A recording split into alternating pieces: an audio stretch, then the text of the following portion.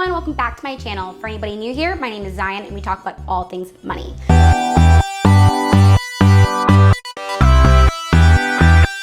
So today I'm going to be giving you guys your second stimulus check update. And we're going to talk about the debate, or should I say civil war, between White House economic advisor Larry Kudlow and Treasury Secretary Steve Mnuchin. And we're going to go over the debate between wearing a mask and not wearing a mask and the impact that that's having on our economy. So if this sounds like something you're interested in, go ahead and hit the like button below. Guys, seriously, please hit the like button, because if you watched the video and you enjoyed it, just hit it. It really helps the channel. And then also leave a comment down below. You can say, honestly, anything. You can type a letter if you want to. I ask because it really helps to push this video out to more and more people. And this video takes a long time to research, film, and edit, and I'm a one-woman show. So lastly, don't forget to hit the subscribe button, and let's get to the video. So firstly, I want to talk about White House economic advisor Larry Kudlow and Treasury Secretary Steve Mnuchin. So both of these men work under President Trump. And I think it's funny because they both kind of want different things and they're playing different roles, but they're both very important actors in this overall stimulus package. So we have White House economic advisor Larry Kudlow, who is, I guess you can kind of think of him as the expert on the economy. And then we also have Treasury Secretary Steve Mnuchin. He's kind of like at the forefront of these different US bureaus, such as like the IRS, which actually collects your taxes, and also the like bureau that actually gave you like your stimulus money, right?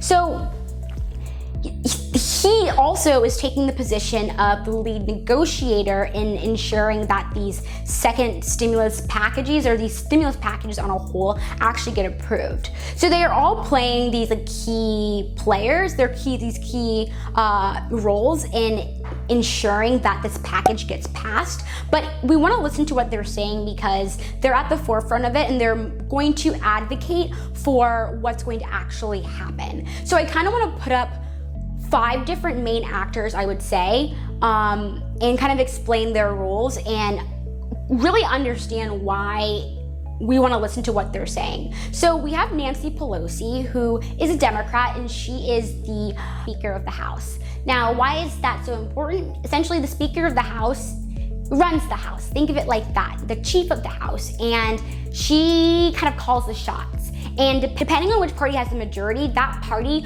will have one member who will be the Speaker of the House. And then on the Senate side, we have a Senate Majority Leader. And depending on which party has the majority, that party will have one member who is the overall like leader of the Senate. And so that's Senate Majority Leader, that is Mitch McConnell. So we have Nancy Pelosi and we have Mitch McConnell, and Mitch McConnell's a Republican, kind of at the top of their respective parties and also kind of calling the shots in each of the different houses of Congress. Then we also have the president, who of course is President Trump, who is also very important in this overall stimulus package ordeal because he's the one who signs it into law. Now, also I think it's important to note that both of these members of Congress, both of these houses of Congress, they have to pass the bill, and these bills are completely identical. And once those bills are passed, they then go to President Trump to sign.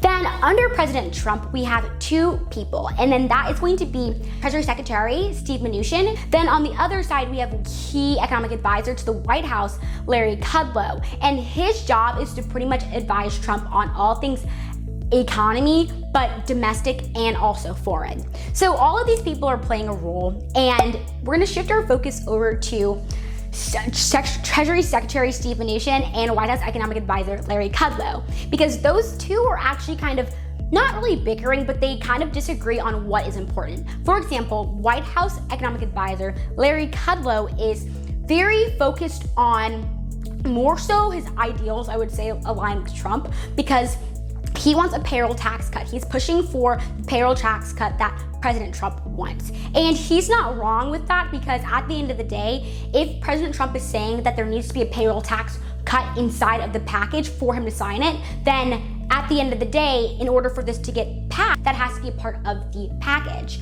But the issue is, Larry Kudlow is also saying that he thinks the stimulus check needs to be very targeted. He thinks it needs to be less than $1,200. It needs to be given directly to only people who need it. Now, on the other hand, we have Treasury Secretary Steve Mnuchin, who is like, no, that can't be the thing, because he's keeping in mind the fact that we need Nancy Pelosi and all of the other House of Representative members to actually sign the bill into law. And so he thinks that we need to be a little bit more so bipartisan and work across the aisle, incorporate wants that Democrats are going to want. And at the end of the day, that's necessary. We kind of have to look at what both houses want, and we have to look at what President Trump wants, because these are the actors who are going to actually sign this bill into law. And at the end of the day, it's a give and take situation, which we are really bad at doing. I think as a whole, as a country, we see things as very black and white, and we never really see things as mixed together, which at the end of the day, that's how it is. That's how politics work. And that's how humans work. You know, you can't really please everyone because everyone has different wants and different needs. And I think that's something that we have to really understand, even as constituents looking in, that I'm not going to excuse the action that they do, because these politicians are actually crazy, but when politicians make some decisions, it's oftentimes looking at this bigger lens, or this bigger lens of people, and looking at the needs and wants of a bunch of different people. So let's try to remember that. Today I want to talk about debate between wearing a mask and not wearing a mask. So in a recent interview, Dr. Fauci, a US expert on infectious diseases, came out in an interview and pretty much just explained the importance of wearing a mask. Dr. Fauci is calling on people to wear a mask. He says it's second to the most important thing, besides, of course, social distancing. And if we're opening back up the economy, he says, hey, we really need to be wearing masks, because at the end of the day, if we're opening back up stores and people are going into stores, they're going to be in relatively close proximity. So the way in which that we can prevent having these enormous amount of cases or these huge spikes is by wearing our masks.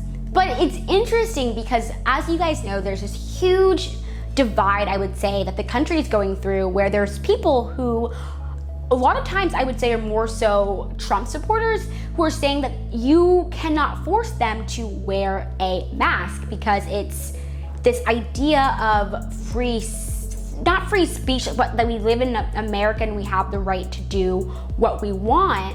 And so they think that's infringing upon their rights by wearing a mask. And it's super interesting because in Georgia, there's this lawsuit scandal going on where the governor of Georgia, Brian Kemp, has actually sued Keisha Lance Bottom, who's the mayor of Atlanta, a city in Georgia, for mandating that people wear masks. And it's interesting because where I live, there's already a mandate that you have to wear a mask. And even though it's mandated, the police are not going to arrest you if you're not wearing a mask. And same in Georgia and Atlanta, their police would not arrest someone for not wearing a mask. But when Keisha Lance Bottoms mandates that, essentially like small businesses such as restaurants or like stores, the mall, their stores can say, hey, you can't come in here if you're not wearing a mask. And so I want to know what you guys think about this in the comment section down below. And it's completely okay if you're someone who thinks, hey, I'm not going to wear a mask because it is my right to not wear a mask, then let me know in the comment section down below. But if you're on the other end of the debate and you think, hey, I'm going to wear my mask and everyone should be wearing their mask, then let me know. And so I think it's interesting because we have this person who we're calling a US top expert on infectious diseases coming out and telling us, hey, you need to wear a mask. Yet people are saying, no, I'm not going to wear a mask, or people are saying that he's lying. And then there's also politicians who are coming out and saying that they are just going to completely ignore what Dr. Fauci is saying. And even the White House has had crossfire with Dr. Fauci by saying that he doesn't really know what he's talking about, X, Y, and Z. Now, I want to bring up something interesting about Dr. Fauci. Dr. Fauci was actually kind of doing what he was doing during the AIDS once pandemic, now epidemic. If you guys remember, there was an AIDS outbreak back in the 1980s. And during that time, President Reagan was president, and he, in his administration, did not take it seriously. It was very much looked upon as a disease that only black and brown people who mainly engaged in sexual relations with the same gender. And at that point, they didn't really think it was important at all. And then essentially what happens, and what's currently still happening today, but we don't really know much about, is that AIDS as a disease is spreading. And it's gotten under control because there's been a lot of push from movements from like grassroots efforts to actually get these patients the proper medication that they need and deserve. And so we kind of made strides in that area, but it's interesting because Dr. Fauci was a part of that entire once epidemic, now pandemic. And so I think that it's kind of crazy for people to say that he doesn't know what he's talking about. He clearly knows what he's talking about. And even if masks didn't help whatsoever, what's the point of just wearing them to see if they did? And so I think that's why the US is struggling to really get on board right now. For one thing, we are this really amazing country, and I'm so grateful to the fact that we are able to have so many liberties. But you can see that how in a time like this, all of these differing opinions and all of these people who feel as though they're entitled to do what they want, how that is really negatively impacting us. So let me know what you guys think about this debate in the comment section down below. My concern is that if there's this constant pull between experts and politicians, then we're never going to get better. Cases are going to continue to spike. And as you guys know, schools are opening back up. Schools in the South, colleges in the South are opening back up.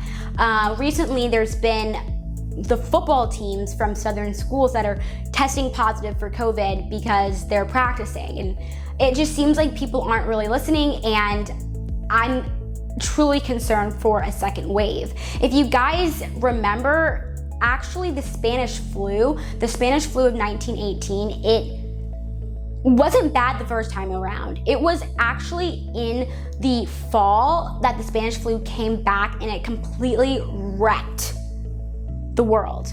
Completely wrecked the world. And we're seeing spikes all across the world. The US is the leading country with the leading amount of cases, and it just doesn't seem like we can really get on board. If you like this video, don't forget to hit the like button down below, and also leave a question and subscribe. All right guys, till next time, bye.